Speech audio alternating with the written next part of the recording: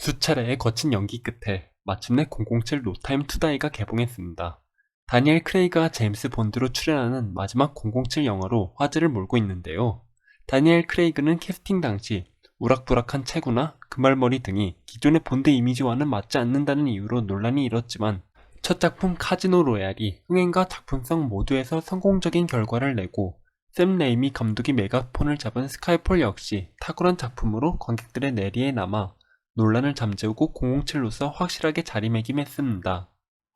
한편 이전 작품인 007 스펙터에서는 카지노 로얄에서 만난 첫사랑 베스퍼 린드를 붙여주었다가 헤어지게 만든 것을 비롯한 지금까지 본드가 겪은 모든 고통의 흑막인 조직 스펙터와 과거 제임스 본드와 어린 시절을 함께했지만 적으로 돌아선 스펙터의 수장 블로펠드와의 대결을 다룹니다.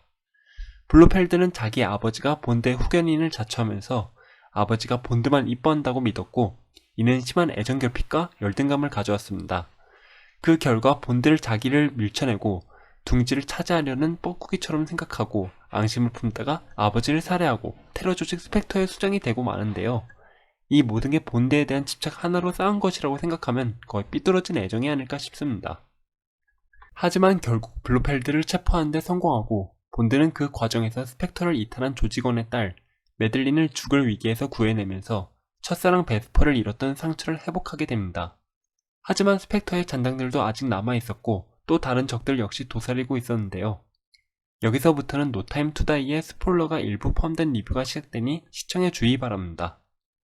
다니엘 크레이그 007의 마지막을 다루는 영화인 만큼 이번 영화의 주제는 이별인 것 같습니다. 초반부터 헤어진 옛 연인을 추억하는 장면에서 시작해 영화 내내 길든 짧든 본드와 인연이 있었던 다양한 인물들과의 이별이 그려지기 때문이죠. 특히 짧은 인연이지만 이번 영화에서 나왔던 새로운 본드걸 팔루마와의 이별이 아쉬웠습니다. 첫 등장부터 도저히 3주 훈련만 받았다고 생각하긴 어려운 화려한 액션까지 선보이는 인상적인 조연이었거든요. 신입 특유의 발랄한 분위기는 본드로 하여금 오히려 접근하기 어려웠을 것 같다는 생각도 듭니다. 하지만 무서운 실력을 숨기고 있었던 만큼 이 또한 위장이지 않을까 싶기도 하네요. 그녀 역시 비밀이 많은 캐릭터라고 생각합니다. 은퇴했다는 말이 무색할 정도로 요익장을 보여주는 본드의 액션도 단연 볼거리입니다. 초반 순간적인 판단력을 통해 위기에서 벗어나거나 에마 본드카를 능숙하게 다뤄 상황을 타개하는 모습을 보는 재미가 아주 쏠쏠한데요. 로케이션을 전격 활용한 추격신과 근거리에서의 총격신 등 손에 땀을 쥐게 하는 액션신이 연이어 나타납니다. 하지만 베테랑인 그도 연인 마들린과의 이별과 만남 등에는 흔들리는 모습을 보여줍니다. 스펙터에서 살인 면허는 살인을 하지 않는 면허이기도 하다며 드론은 현장에서 판단하는 능력이 없다고 비판하던 말로리가 다시 볼드모트의 기억이 돌아오기라도 했는지 살인 바이러스 연구를 진행하는 모습 또한 본드를 당황스럽게 만들죠. 5년이라는 세월을 겪으며 모두 변화를 맞이한다는 것을 보여줍니다. 앞서 이번 영화의 주제가 이별이라고 했듯이 이러한 테마에는 옛것을 추억하되 새로운 상황과 변화도 수용하자는 주제의식 역시 들어가 있습니다. 마치 위대한 개츠비의 마지막에 나왔듯이 조류를 거스르는 배처럼 과거로 끊임없이 떠밀려 가면서도 앞으로 나아간다고 할 수 있을 겁니다.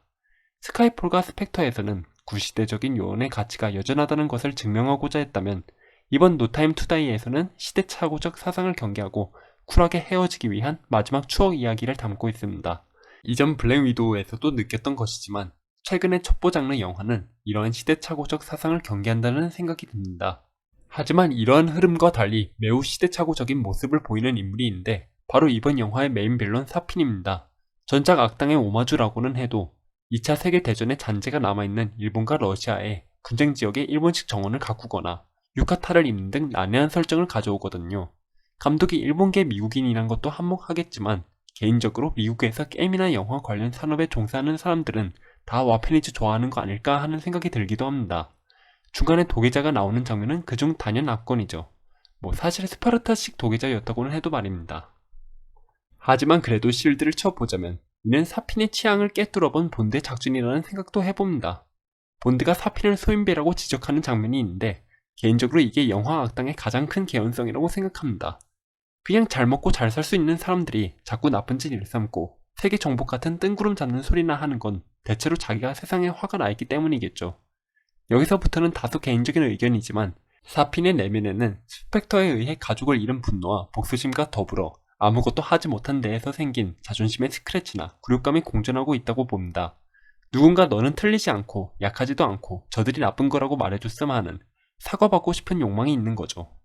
초반 복수심에 가득 차서 마들렌의 가족을 죽이러 왔으면서 물에 빠진 마들렌으로부터 도움을 갈망하는 눈빛을 느끼고 그녀를 구해주는 장면에서도 이런 점이 드러납니다.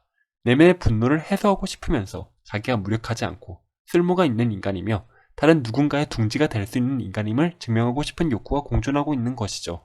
이는 타인을 진정으로 위해서 그러는 것이 아닌 본인의 자존심을 회복시키기 위함으로 보입니다.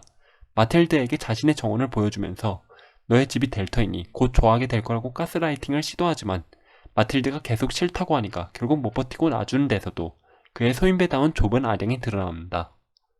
이는 블로펠드와의 연관점이 될 수 있을 겁니다. 블로펠드는 거대한 지하 조직의 수장이지만 그 이면에는 본대에 대한 집착과 열등감으로 얼룩진 소인배 기질이 있었는데요. 결국 그의 마지막 모습 역시 그에 걸맞게 허망하게 느껴지기까지 합니다. 사피는 본드와 마찬가지로 블로펠드에게 소중한 사람을 잃은 블로펠드의 적이었지만 시면을 오래 쳐다보다가 삼켜지기라도 했는지 복수가 끝났음에도 자기를 증명하려는 욕망에 사로잡혀 본인의 열등감을 세상으로 돌리는데요. 이는 영화 초반 과거의 연인 베스퍼와의 관계를 정리하고 마들렌과 마틸드에게 둥지가 되어준 본드와는 대조되는 양상이라 할 수 있겠습니다. 결국 본드와 같은 출발점에서 시작했으면서 그 마지막에서는 그토록 바라던 자신을 필요로 하는 사람 하나 없이 블루펠드와 똑같이 집착으로 얼룩진 허망한 최후를 맞는 악당이 되었다는 점이 아이러니합니다. 2차 세계대전, 냉전의 잔재, 와페니즈 등 전작과 구시대의 잔재를 한껏 안고 사라진 그는 이번 영화에서 그토록 경계하던 시대착오적 집착의 화신이라 할 수 있겠습니다.